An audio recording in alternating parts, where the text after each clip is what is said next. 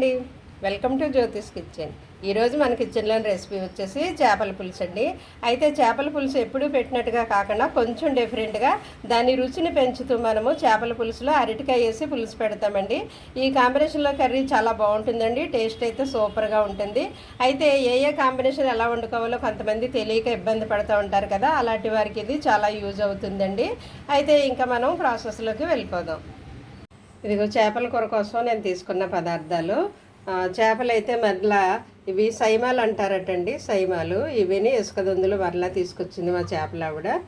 వీటిలోకి మనం ఎప్పుడూ రొటీన్గా వండినట్టు కాకుండా కొంచెం అరటికాయ వేసి పులుసు పెడతామన్నమాట. బాగుంటుందండి.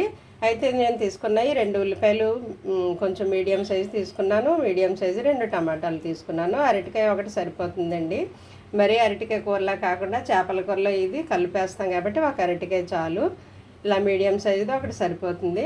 అయితే ఇందులోకి చింతపండు ఒక టమాటా సైజు అంతా నానబెట్టాను నేను.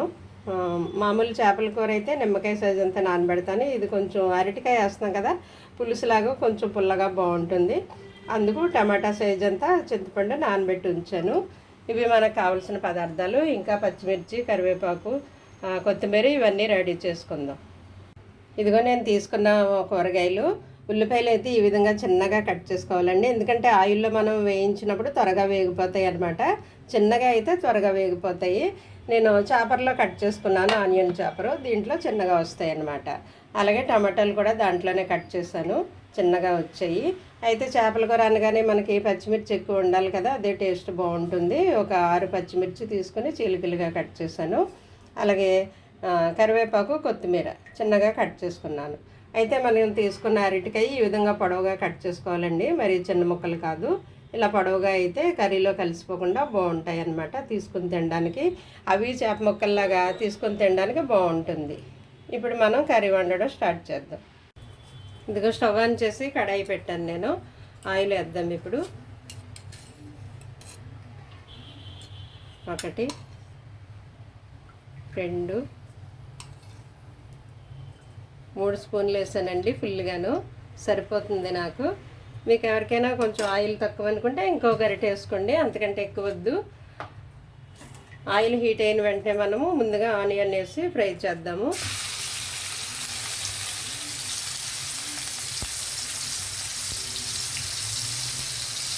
ఇవి ఇలా చిన్నగా కట్ చేయడం వల్ల మనకి త్వరగా వేగిపోతాయండి, టైం ఎక్కువ పట్టదన్నమాట, గ్యాస్ సేవ్ అవుతుంది. అలాగే అరటికాయ ముక్కలు కట్ చేసిన తర్వాత వాటర్లో వేయాలండి, లేదంటే నల్లగా అయిపోతాయి. వాటర్లో వేసి ఉంచుకోవాలన్నమాట అరటికాయ ముక్కలు కట్ చేశాక. అలాగే ఇది వేగేటప్పుడే మనము పసుపు వేసేద్దాం. అలాగే సాల్ట్ కూడా వేసేద్దాం. కర్రీకి సరిపడా సాల్ట్ చూసుకొని వేసుకోండి, ఎందుకంటే నేను ఒక 1 స్పూన్ వేస్తున్నాను. చింతపండు ఎక్కువ పెట్టుకున్నాను నేను, కొంచెం పుల్లగా కావాలి పులుసు అని, అందుకు ఆ పులుపుకి తగ్గట్టుగా ఉప్పు వేసాను అన్నమాట.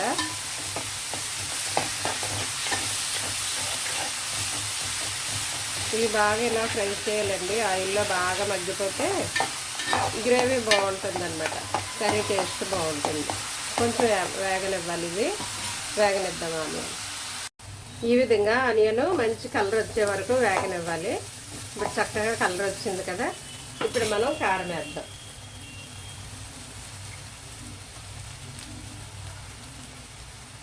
2-3 స్పూన్లు వేస్తున్నానండి ఫుల్గాను, ఎందుకంటే నేను పులుపు కూడా వేస్తున్నాను,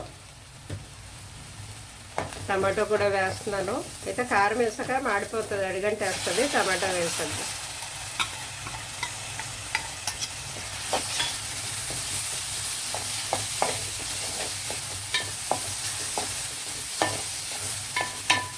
ఇందులో వేగేటప్పుడే మనం ఈ పచ్చిమిర్చి, కరివేపాకు, కొత్తిమీర ఇవన్నీ వేసేద్దామండి.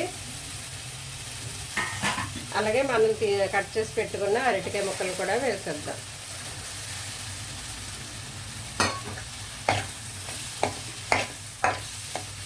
చేపలు త్వరగానే ఉడికిపోతాయి కదండి, డైరెక్ట్ చింతపండు పులుపు వేసి తొరిపెట్టి పెట్టినా కూడా చేపలు ఉడికిపోతాయి. అయితే అరటికాయ కొంచెం గట్టిగా ఉంటుంది కదా, ఉడకాలని నేను ముందుగా వేసాను. ఇదంతా ఇలా కలిపిన తర్వాత మనం లిడ్ పెట్టేసి మగ్గనిద్దామండి. అరటికాయ ముక్కలు కొంచెం మగ్గితే బాగుంటుంది అనమాట. తర్వాత మనం చింతపండు పులుపు వేసి చేప ముక్కలు వేద్దాం, మగ్గనిద్దాం.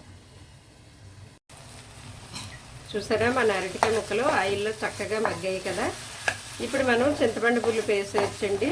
ఇవి కొంచెం మగ్గాయి కాబట్టి మిగతా సగం వరకు ఉడికిపోయాయి మగ్గడంలో, మిగతా సగం ఇప్పుడు కూరలో ఉడికిపోతాయి అన్నమాట. అయితే చింతపండు పులుపు వేసేద్దాం.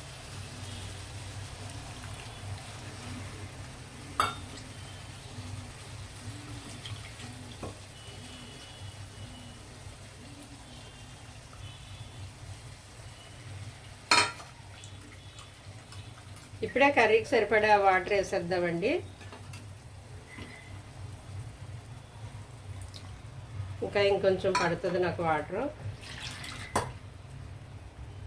చేప ముక్కలు అన్నీ మునిగే వరకు వెయ్యాలి కదా, చేప ముక్కలు అందులో మునగాలి.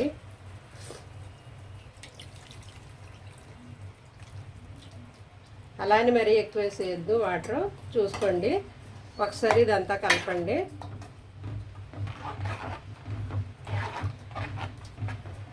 ఓకే, కలిపిన తర్వాత చూసుకోవాలన్నమాట, ఇంకొంచెం వాటర్ పడుతుంది. ఇప్పుడు మంట హైలో పెట్టండి. హైలో పెట్టి చేప ముక్కలు ఒక్కొక్కటిగా ఇందులో పేర్చేయాలన్నమాట మనం.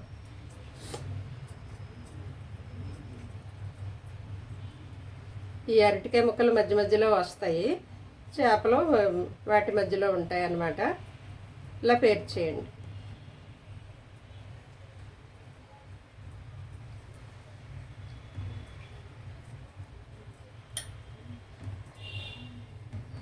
అందుకనే చేపల కూర వండేటప్పుడు వెడల్పు పాత్ర తీసుకోవాలండి. వెడల్పుదైతే మనం వడ్డించుకునేటప్పుడు చేప ముక్కలు ఇరిగిపోకుండా కలిసిపోకుండా సపరేట్గా కనిపిస్తాయి, వడ్డించుకోవడానికి ఇరిగిపోవన్నమాట.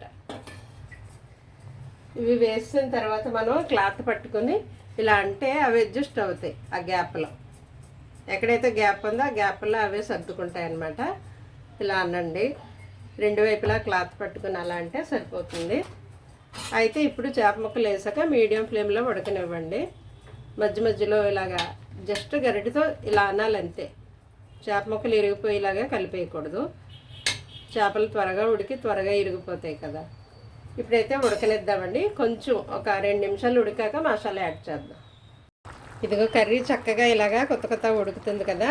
ఈ టైంలో మనము మసాలా జీరా ధనియా పౌడరు యాడ్ చేద్దాం. ఇందులో కొద్దిగా జీరా ధనియా పౌడరు,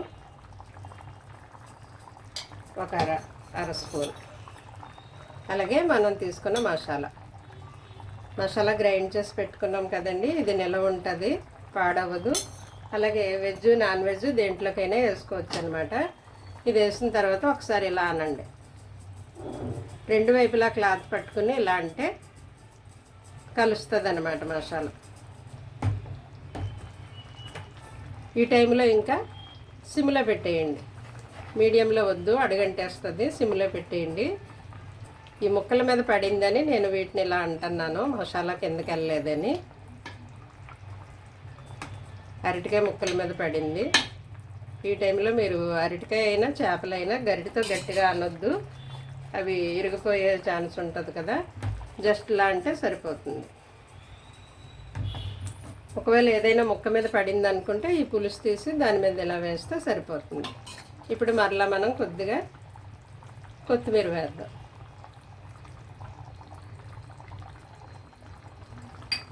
ఇంకా సిమ్లో ఒక 2 నిమిషాలు ఉడికినా 5 నిమిషాలు ఉడికినా సరిపోతుందండి. ఇది ఇంకా దగ్గరికి వచ్చేస్తుంది.